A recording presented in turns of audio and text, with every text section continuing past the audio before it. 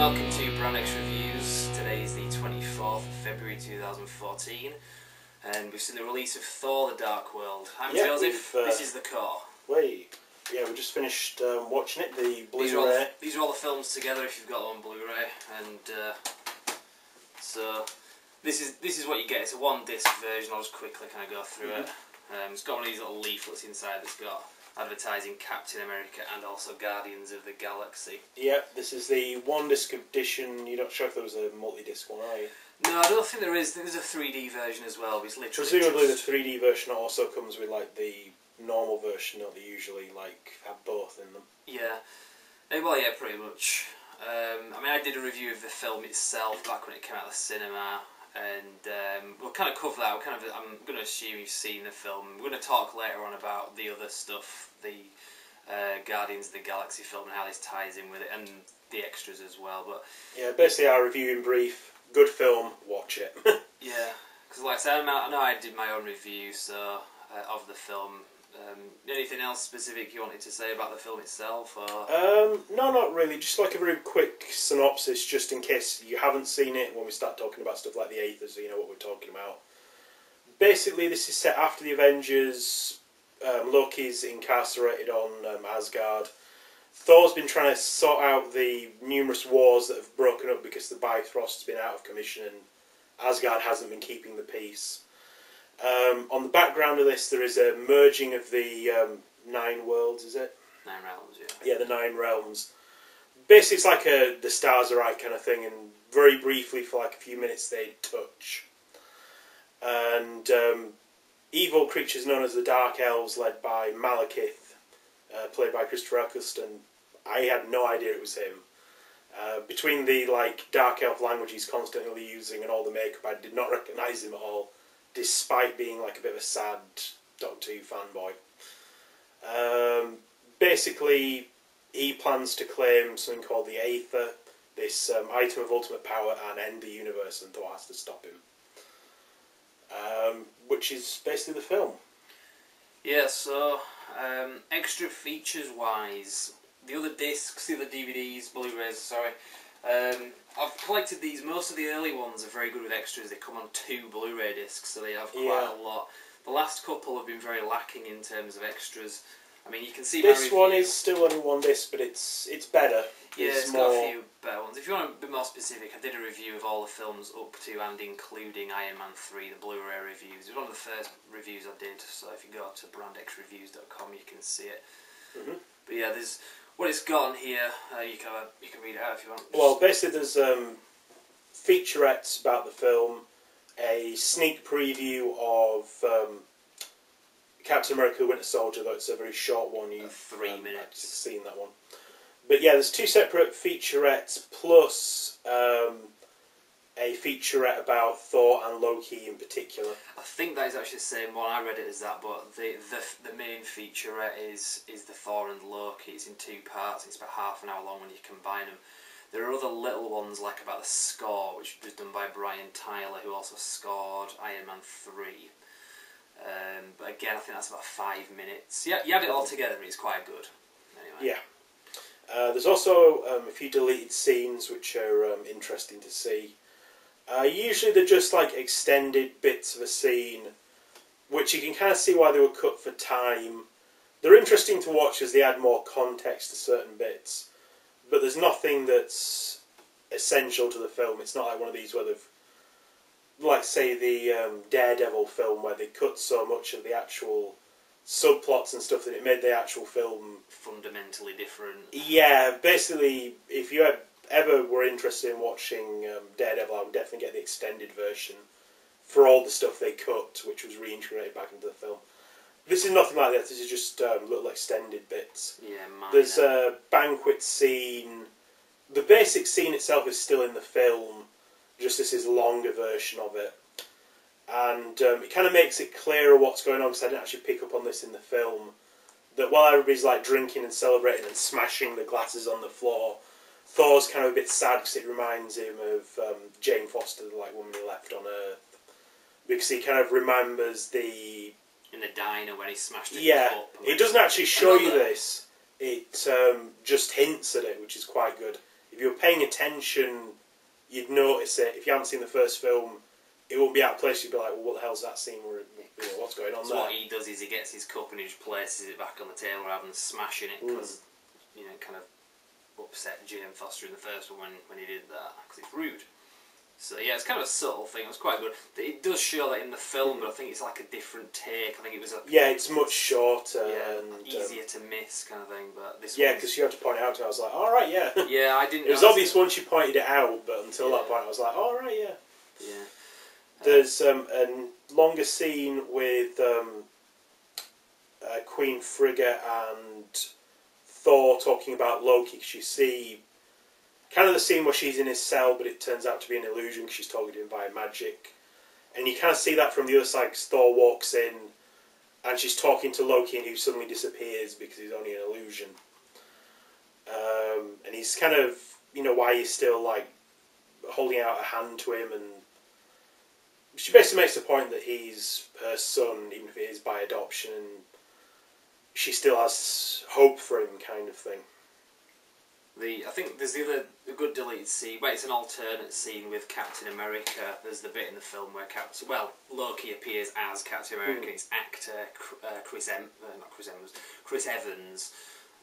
that was put in there. Now, yeah, in the original film, that was like a way moment, because it was rather unexpected little cameo. Because they were filming it pretty much around at the same time as the Captain America sequel, which is out next month in the UK.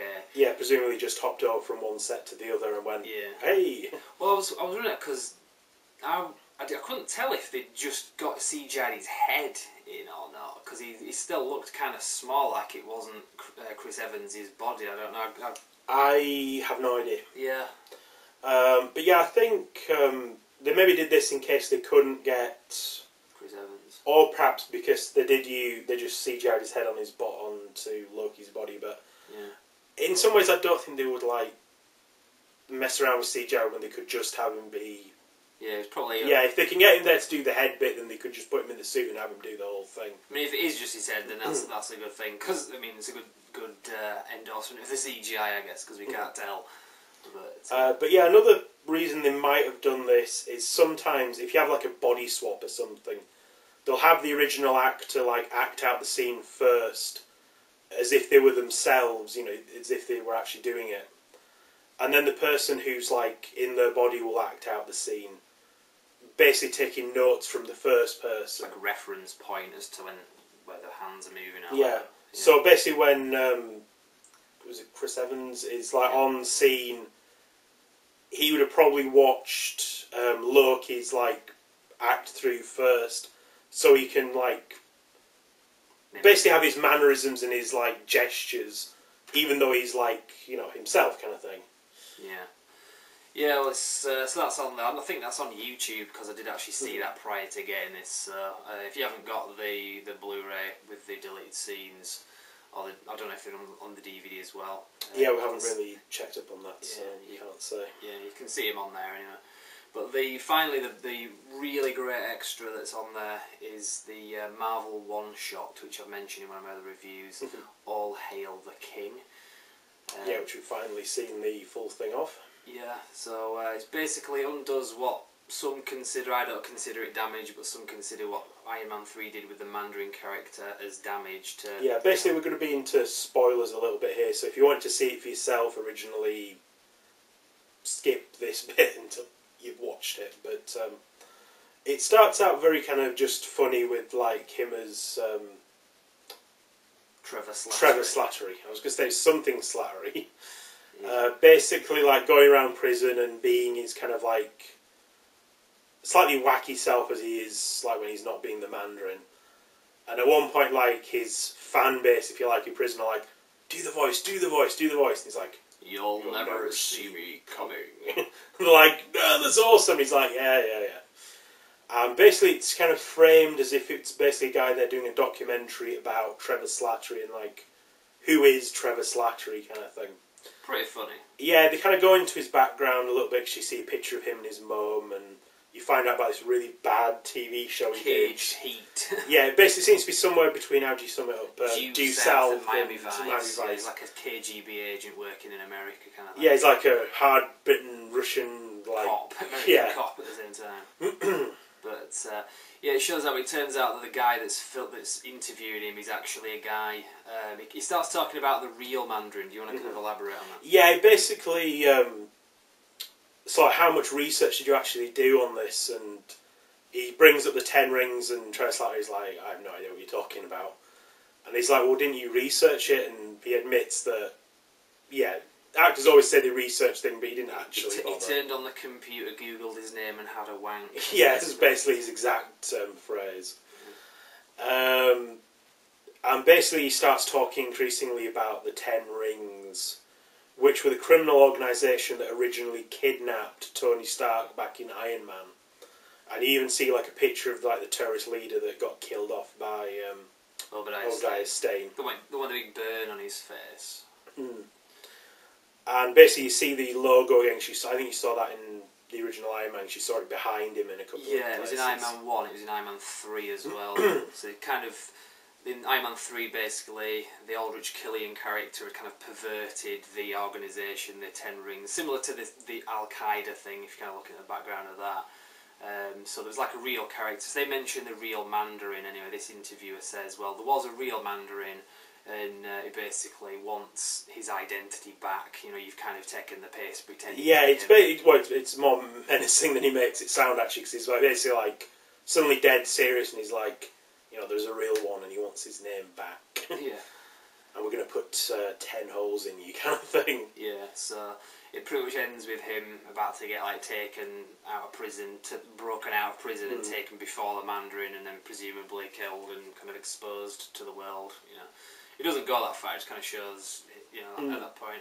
But it's also got Sam Rockwell, the actor, in the end credits, reprising his role as Justin Hammer. Yeah, in prison. The guy that you saw in Iron Man 2. So it's Seagate Prison, innit, which is the Marvel Universe equivalent of Alcatraz. So that's another little thing there, anyway. Yeah, it also makes sense that kind of end up in the same place, because they did the similar sort of con jobs with like a supers twist. So it kind of makes sense that they would end up in more or less the same prison. Yeah. But that's pretty good extra anyway, like I said. I think there's like clips of it on YouTube, but I would recommend getting the Blu-ray just for this. Again, it's another thing exclusive to Blu-ray. I don't believe it's included on the DVD. The other one-shots have tended to be on the Blu-rays only. Yeah, just a way of conning you into getting it. It is a good film. It does transfer quite well in terms of like quality on Blu-ray, because a lot of films you can't really tell a difference with. I think the audio on this one was very good as well, having watched it. We did see it originally in 3D at the cinema. You can get a 3D version, but it's very expensive. And let's face it, nobody has 3D tellies unless they're like stupid rich. Yeah, I mean, I've said that in a lot of my other reviews. It's not something that I'd go for. I mean, I'll see a film in 3D at the cinema, and this one was quite good in 3D at the cinema. So if you're contemplating it, if you've got a 3D TV, I probably would recommend this for that point of view. Now, finally, we're just going to talk about the sort of the expanded side of it, how it's going to go on to Guardians of the Galaxy and so on.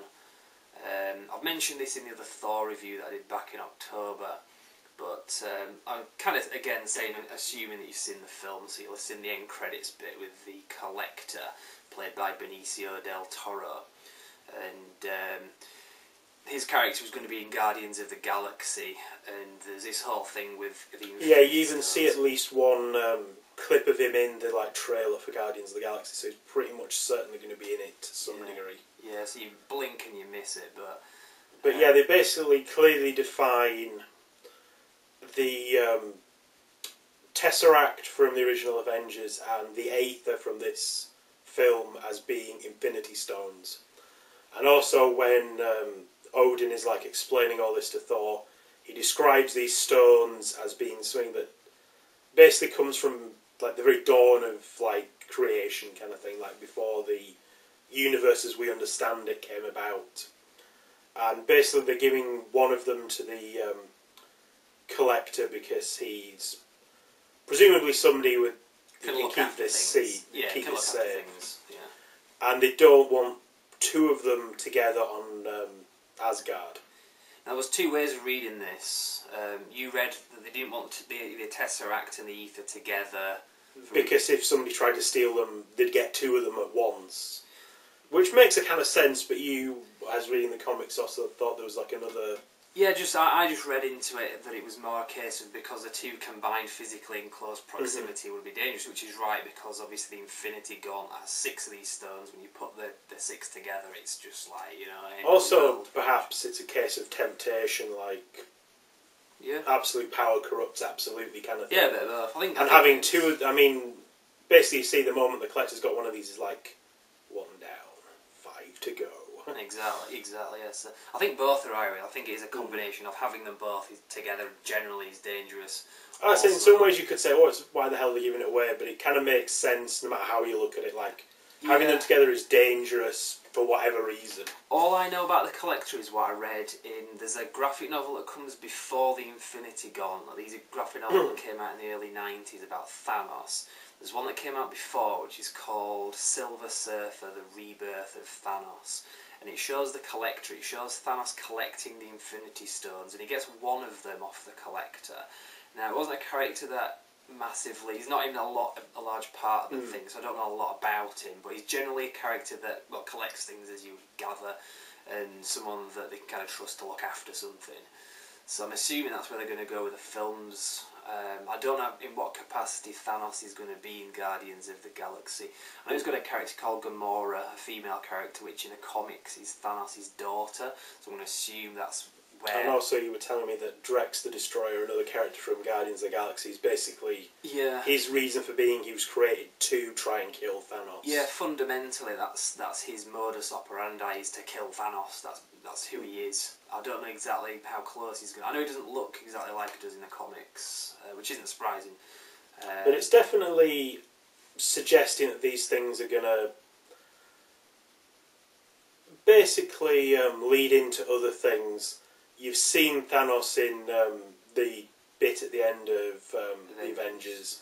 You've seen the Tesseract throughout Iron Man 2 to a lesser degree when it's talking about this new element. Captain America a lot, where it's the main like impetus of the Hydra technology, which is how it kind of links into like Iron Man 2, because his dad worked on it.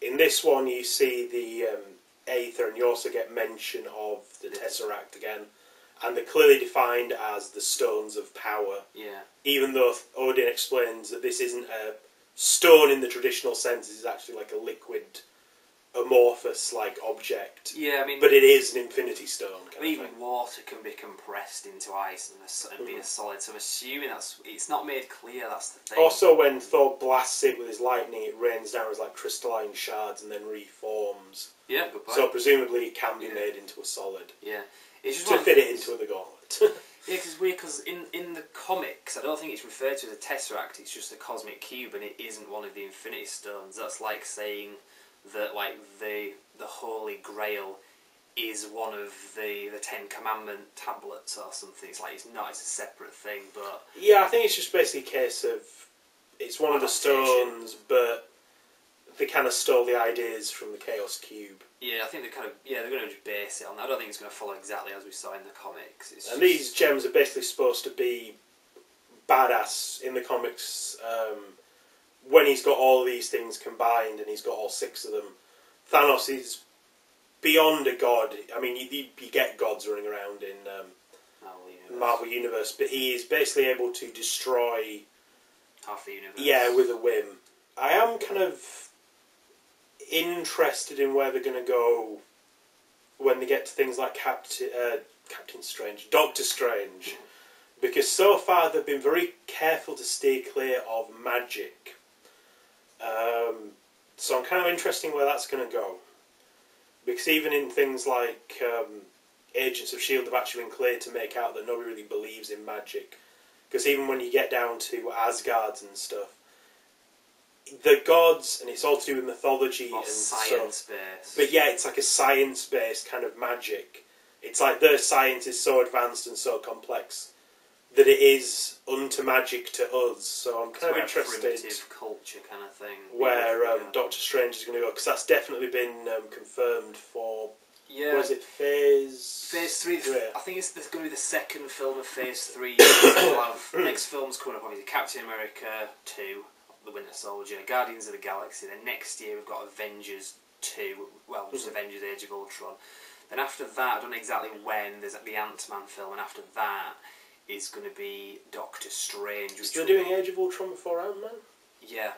That's, yeah, wrong. They shouldn't do that. Yeah, because I always got the impression Hank Pym created. I mean, they could still do that. It's just I would have thought they'd have done that before. No, he's going to be introduced because... Yeah, it's interesting. I didn't know that. Michael Douglas is playing Hank Pym, an old Hank Pym, and what's his name? Paul Rudd is playing the one that came. I can't remember his name now. The name's escaped me, but he played Hank Pym became Yellow Jacket in the comics, and his kind of successor became the new Ant-Man. So that's kind of what they're going to do with that film.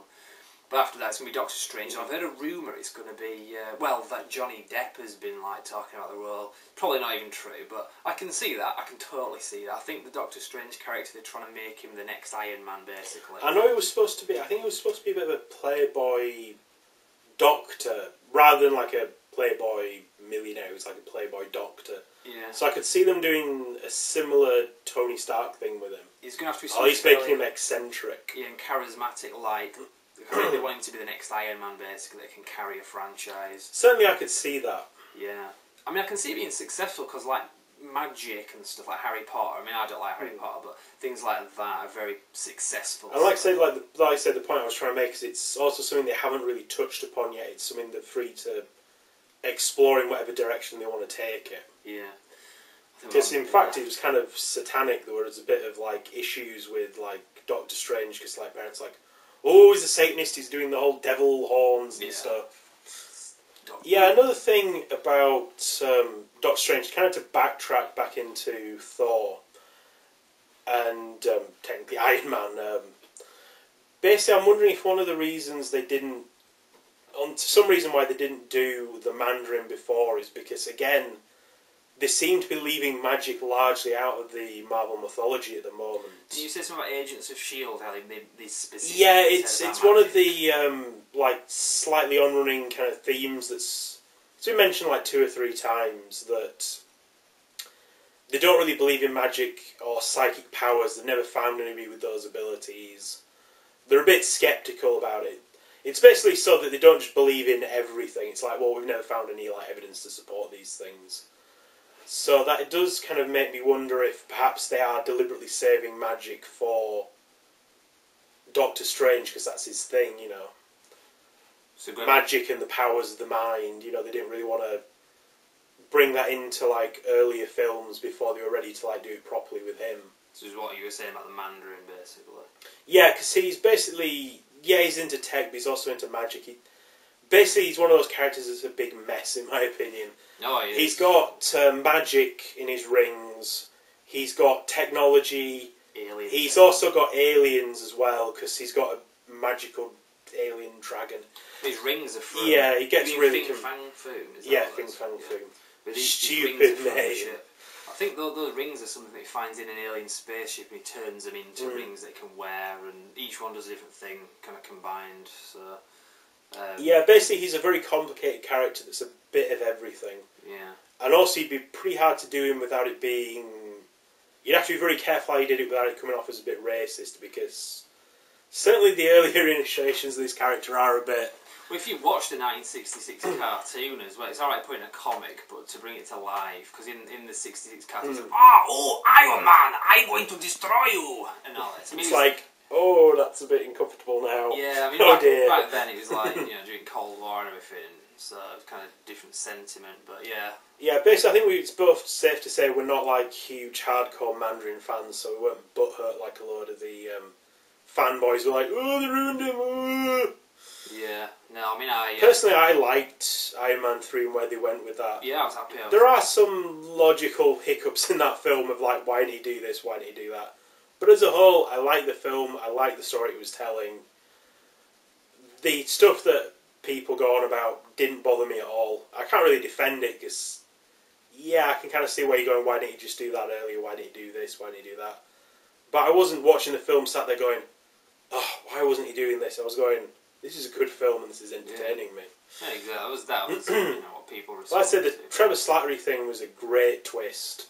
When it came up, I was like, oh, right. So he's the bad guy. Alright, I was wondering how they were going to do that, because they seemed to be having, like, 2 villains, but yeah, I get what they're going for now, and that's, like, quite good. Yeah, because the Aldrich Killian character from Iron Man 3, played by Guy Pearce, I only really know that character from the Extremist comic, and he was only in it for, like, a few moments, and he kills himself at the beginning, so it's kind of weird, and I think they tried to get the fans off guard as well, because I think by now, if they're just going to retell stuff that's in the comics, the fans will probably get a bit bored. So I think that's why they're kind of taking it and flipping it. I mean, they've certainly changed a lot of things about Thor, for example, because originally he was a lot more magical. I mean, there's no... from what I know from the comics, unless it's changed in more recent iterations, there's no kind of humming and hawing about whether or not he is a god. He's a god, you know, magical hammer and so forth. But in the films, they've gone a much more tech, almost space opera route with it. It's like their technologies are magic, because it's that advanced. Yeah, well, moving on to other like projects as they're going forward, like we say, the next films that haven't been released yet, we've got Captain America: The Winter Soldier and Guardians of the Galaxy. I did a video about Guardians of the Galaxy if you want to check them out separately. Next year, Avengers: Age of Ultron, which is Avengers 2, and then I think later on in the year, so around about maybe late summer, like August, we have the Ant-Man film. Yeah, which you said was supposed to be more of a heist film type of thing. Yeah, without... more of a cape, less of a superhero. Yeah, without a bad guy as such, from what I understand. And then the year after that, in 2016, around about springtime, when they start releasing all the big films, we've got the Doctor Strange film, which they've put back, going into kind of DC universe, they've put back, obviously, the Batman vs Superman film to come out in 2016 now, and it'll be up against Doctor Strange, rather than 2015 being up against Avengers 2. I think, point I'm trying to make is the Doctor Strange film now being up against Batman vs Superman, slightly more likely people will be more excited about the DC property rather than the Doctor Strange one. Yeah, Doctor Strange is a bit of an odd character in that way. He's never been really...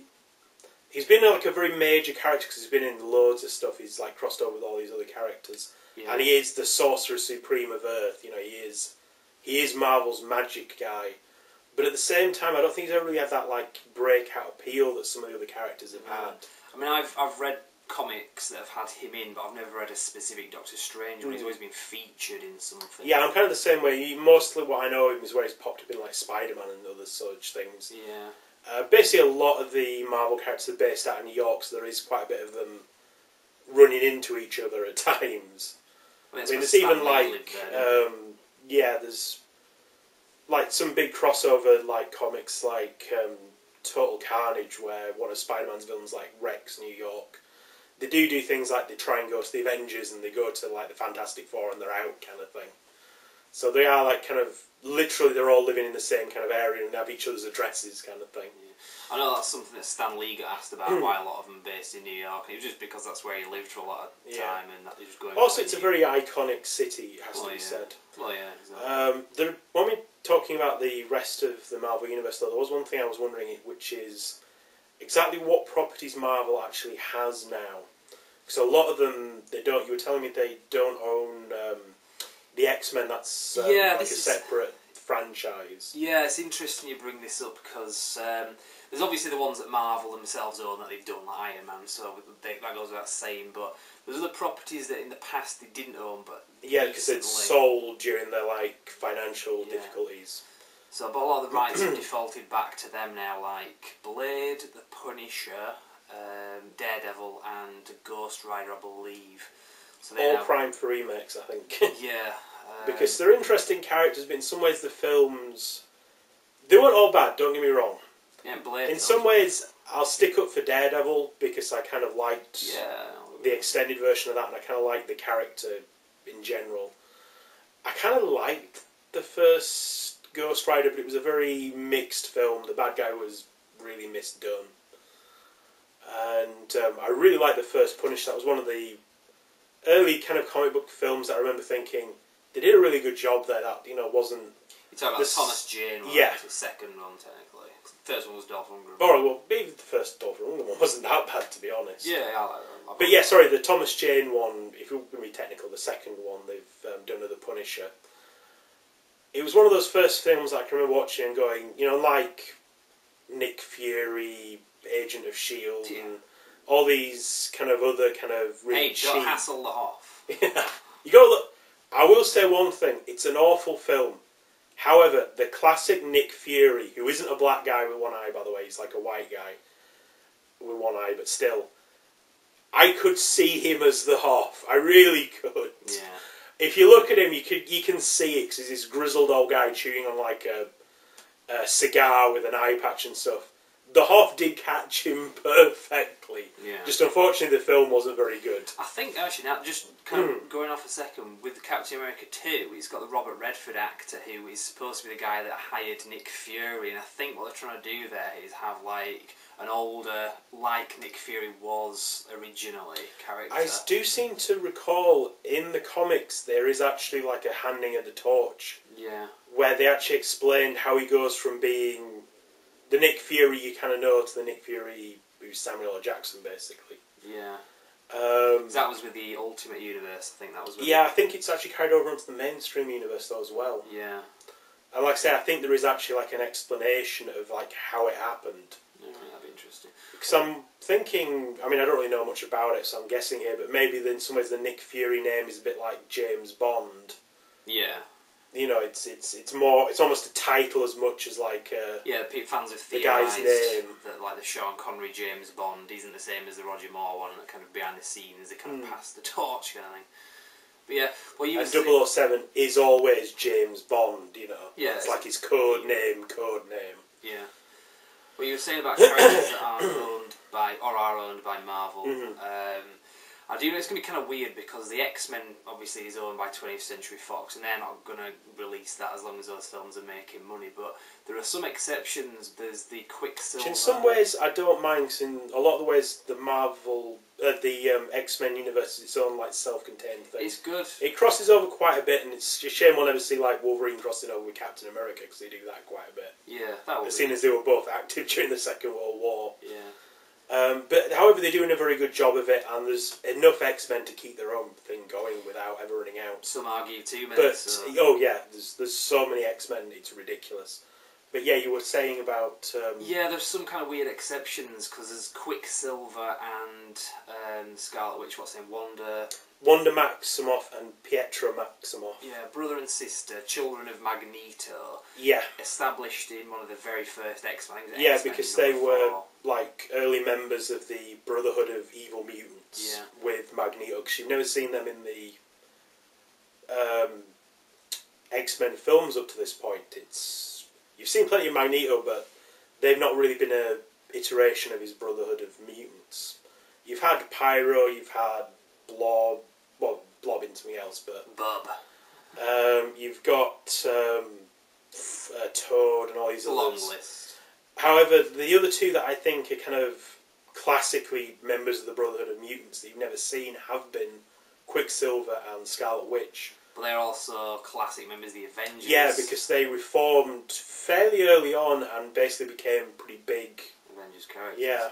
So they're kind of owned by both, and what we're going to see is Scarlet Witch is obviously going to be in the new Avengers 2, but I don't believe Quicksilver is going to be in that as well. Yeah, on the note about her and the magic thing, she is actually a witch. However, her power is definitely and definitively has been described as a mutation. It's hex power, isn't it? Yeah, it's a mutation. It's a mutation that allows her to control probability and hex people and cause things that are unlikely to happen.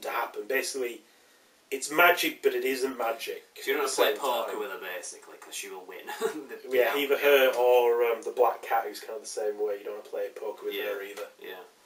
So those two characters, Quicksilver and Scarlet Witch, children of Magneto, are going to be in Avengers Age of Ultron. But there's going to be a Quicksilver character also played by a different actor in Days of Future Past. Which is kind of interesting, having them both. Although I wonder if maybe it's some kind of like legal wrangling, like they trademarked the name Quicksilver, but they haven't trademarked Pietra Maximoff, whatever it is. Well, it's one of the things where in Avengers they're not going to be able to refer to the X-Men or mutants or the Brotherhood of Evil Mutants, and vice versa. In the X-Men they're not going to be able to refer to the Avengers. In some ways, I think that may be one of the reasons I'm a bit down on this rebooted Spider-Man that they've done. Because in some ways, I'm kind of enjoying it, the Amazing Spider-Man, or Standing Spider-Man, what the hell. Yeah, Amazing Spider-Man. Yeah. It was good, I enjoyed it, but at the same time, there's a part of me thinking, this is the main reason that I'm not going to be seeing Spider-Man in the Avengers anytime soon. Yeah, it would have been good. Because they had to reboot it already, they couldn't just continue with the series they had. It was like, oh, yeah. It's about money. That's Sony that own the Spider-Man, and they've projected their sequels. I mean, they've given release dates for like not just 2 but 3 and 4 basically. Every 2 years you're gonna have a Spider-Man film. Don't get me wrong, I really enjoyed the first one. The second one looks good. Second one could be very good. It's just in some ways I'm a little over Spider-Man, despite being a huge Spider-Man fan. It's like I'm not ready for another iteration of them, you know. Yeah, it's kind of weird because you're a big Spider-Man fan, I'm not so much a fan, whereas you really didn't want to go see the film, and I kind of did, more than you, so that kind of shows the films haven't really done justice to the character, I guess you would... Well, it's not really that, it's just, in some ways I'm burnt out. I've seen 3 Spider-Man films, they were good Spider-Man films. Yeah. I wasn't ready for a reboot just yet, to be honest. It's 5 years between 3 and the new one, it's too soon. And like I say, motivated almost entirely by them wanting money and not wanting to revert back to Marvel. Like I say, we're not going to see Spider-Man, who is an Avenger. He's been an active reservist of the team, because pretty much everybody in the bloody Marvel universe is part of the Avengers at one time or another. But in the more recent, like Civil War era Avengers, he was actually an Avenger. Yeah, full blown. I think we've covered a lot. There's a lot of theories going on. There's a lot of kind of discussion. So I don't really think there's anywhere else we can kind of go this. Well, there's Agents of S.H.I.E.L.D, which we're not going to get into because we will argue for ages. Oh, I really like Agents of S.H.I.E.L.D. I think it's shit. It's the other way around. Yeah. Basically, they have been revealed that Lady Sif from the Thor films will be like popping up later on in the series of Agents of S.H.I.E.L.D, which is on at the moment. And they also did tie into Thor the Dark World, because they did an Asgard themed episode that started out with them basically at the Greenwich site cleaning up after that fight. So there is that as well, as part of the... Basically, Marvel seem to be going all out on this expanded universe of theirs, like expanding it out as much as they can. Yeah, I haven't watched... I watched the first one, I've seen bits of the others. So I think it's something I'll just buy when it comes on DVD, because TV series in general, I just haven't got the endurance for it. And it's something that I was very kind of about for the first few episodes, but it has grown on me. Yeah, is it like the first 3... I've heard this quite commonly, like the first 3 episodes weren't all that good, and then it just kind of picked up. Yeah, the characters got more defined as it went on. They had the running theme of like what happened to Coulson, how come he's not dead, which is more complicated than just... oh, he's alive, we lied to the Avengers to motivate them. No, he definitely died, he definitively did die, and got brought back. In some ways it suggested that Nick Fury went kind of way beyond what he should have done to save Coulson's life. He messed around with some pretty bad stuff, because you actually see them kind of fixing Coulson, and he's there, kill me, kill me, kill me. They actually had to like delete a huge part of his memory because he was that fucked up by what they did with this alien tech to like save his life. It was above and beyond the Call of Duty base. Yeah, they certainly seem to be going that direction in Captain America 2. Yeah, where they're talking about attacking threats before they emerge, and it's like a minority kind of... Like, we've got a fleet of helicarriers now, and it looks like they're either going to piss off the wrong person with a new attitude, or maybe Captain America is actually going to end up opposing S.H.I.E.L.D to some degree or other. Like Civil War type. Yeah, I was going to actually say, because people say, oh, he's no Captain America, he's always going to toe the line. No. He doesn't. He's like, he believes in goodness and right, and if he doesn't believe in what they're doing, he does stand up. It's kind of the same thing why I don't like stuff like The Dark Knight Returns, because they portray Superman as like, oh, he will do whatever the law dictates. No, if he's faced with wrongdoing, he will go no. Yeah. And like I said, that's definitely what they do with Captain America in the Civil War event that happened in the comics. Yeah. He's the main proponent of, like, no to the Registration Act, this is wrong. What Tony Stark is doing is, like, too far kind of thing. Yeah. But yeah, I think we've rambled enough about various things. Yeah, it's all good. It's all good if you disagree with anything we say, or if you think we got anything if wrong. If you've got anything to add, please post a comment. Brand X Reviews. You can put it on the website. You can put it on the YouTube page, either whichever one you want to do. And I think we're pretty good at responding anyway. We don't really get a lot of posts at the moment with all the same people kind of commenting. So, but yeah, feel free anyway. And there's plenty of other reviews, and there will be plenty more to come. So. Unless there's anything else to add? No, that's everything. Hope this was interesting to you, and looking forward to Captain America the Winter Soldier. We will definitely be going to see that. And we will review it as well. Thank you very much for watching. See you.